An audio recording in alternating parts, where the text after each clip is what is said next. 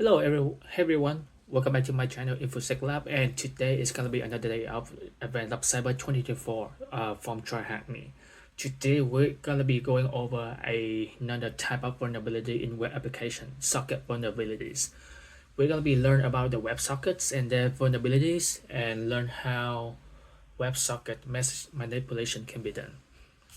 Again, as usual, we're gonna be go over some concept first before actually diving into all the activities of the room. First of all, we're gonna be comparing WebSocket with a traditional HTTP request. In a traditional web HTTP request, a connection is established between the client and server, and then once they finish exchanging information, like the client send a request to the server process the request and then respond back to the client. Once everything is done, the connection is closed. And if there's another request for the server, then a new connection has to be established between the client and server. WebSockets, on the other hand, doesn't behave that way. Once the connection is established, it remains open until instructed to close. Meaning that after the client has successfully exchanged the request with the servers and the server responds back to the client, the connection is still there, and the server is polling, meaning that it's waiting for updates from the client. Sorry.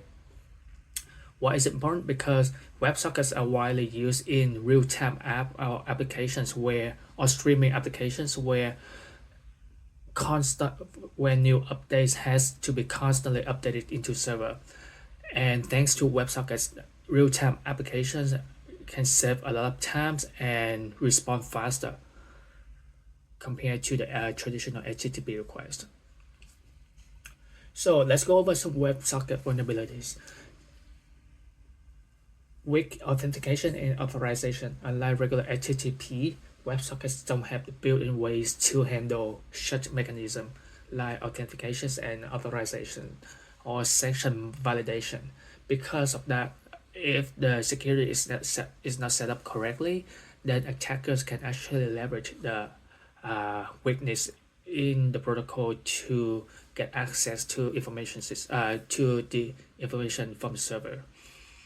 Message tampering. WebSockets let data flow back and forth constantly, which means that attackers actually can intercept the communication between the client and the server, and hence the attackers can actually extract information from the intercepted traffic, or sometimes they can inject malicious command into the traffic, and which as a result will affect and will help them compromise the servers.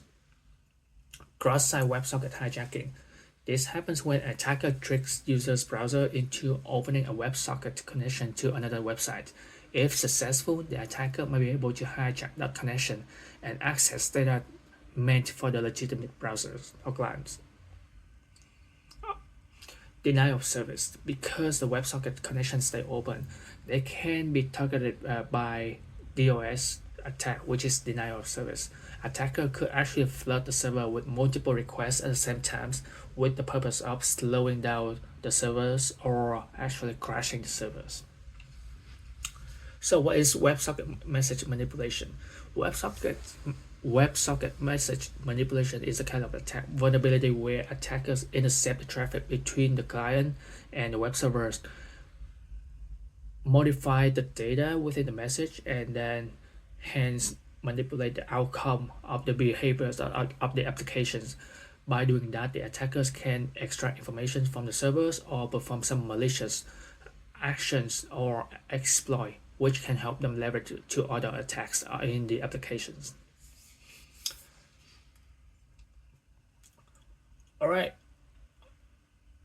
without further ado, let's get started on the activity in the room. First, let's navigate to this website where it tracks the movement of glitch car.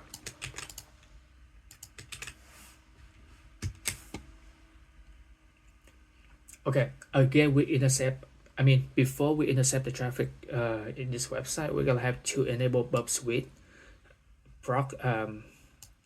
we have to enable burp switch to track proxies traffic, to track WebSocket traffic, my bad.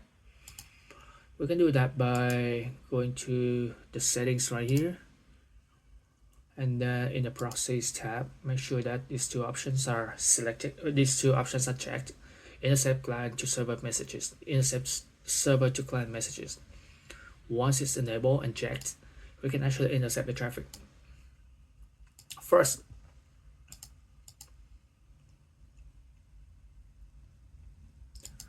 go to the proxy tab. Intercept is on. This one we should have intercept on too. But before intercepting any traffic from the application, let's see how the application works. What's its workflow like? So we have glitch car right here. We track the car. As you can see, it shows real-time updates of glitch movement. Central road is covered now. Okay, let's untrack it. Disappear. Okay, track again. We see the car icon right here and it's moving on the map. Let's try something like hello glitch.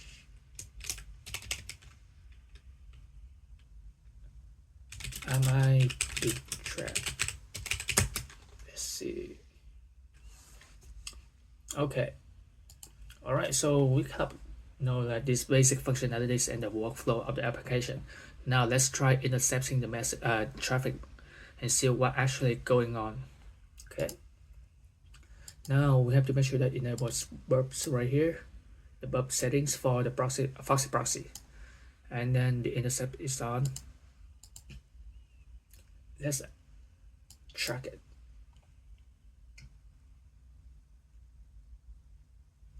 Okay, there's no traffic. Let's try refreshing the page.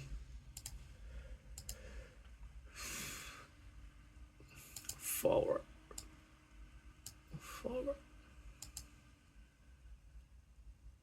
Okay, this is good enough. Track. Okay, forward. This is one piece of important information right here. The action performed is track, and then the user ID is 5. Let's try changing the user ID to some other. This is where attackers actually modify the data to see if the application behaves differently. In other words, the attackers can try to access to information that he or she is not authorized to. So in this case, it's going to be information of user ID 8. Let's try. Forward.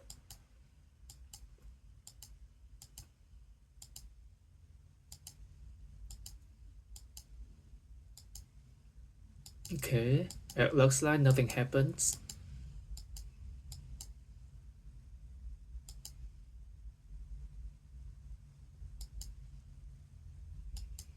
Alright, so it looks like it didn't work this time. But remember, because this is an application, a real-time application that uses WebSockets.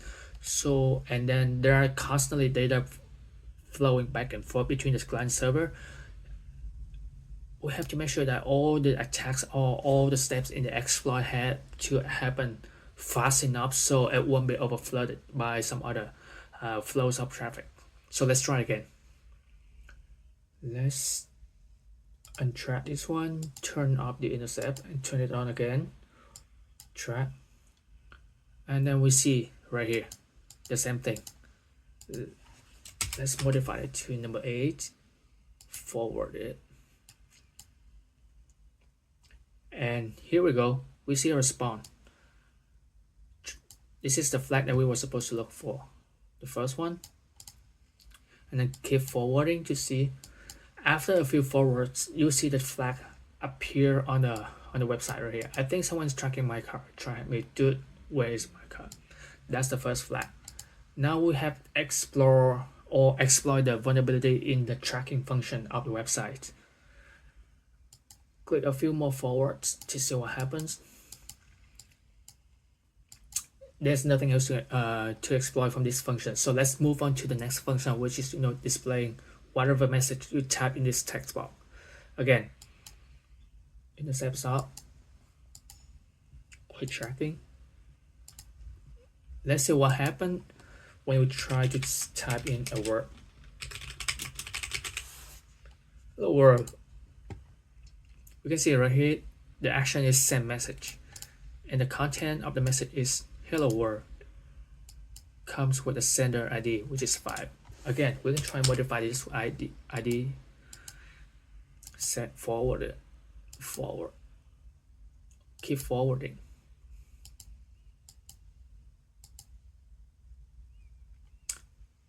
And we see it right here. Now, originally we were sending the message hello world as user ID number 5, but because we were able to intercept the traffic, the network, hence changing the sender ID, now the person who sends the text hello world is not us anymore, it's malware. Now this indicates that the application which uses WebSocket is vulnerable to WebSocket message at times manipulation. And this is gonna be the second flag that we have to get from this activity from this room. And that's pretty much for today's room. That's how you exploit a WebSocket message manipulation. Let me to sum it up. First, you have to intercept the traffic between the client and server, and then based on the content of the traffic, you try to modify some kind of data to first extract some information from other users, secondly perform some malicious activities that you're not supposed to have, but because you are able to change the user, then you can also change your permissions to perform certain tasks within the applications too. And also we can pretty much that's it for the room today. I hope you learned something new about the web applications and one of its vulnerabilities. If you have any questions, feel free to reach out to me. I also have a write-up for this room, which I'll link in the description. And thank you very much for watching. I'll see you next time. Bye.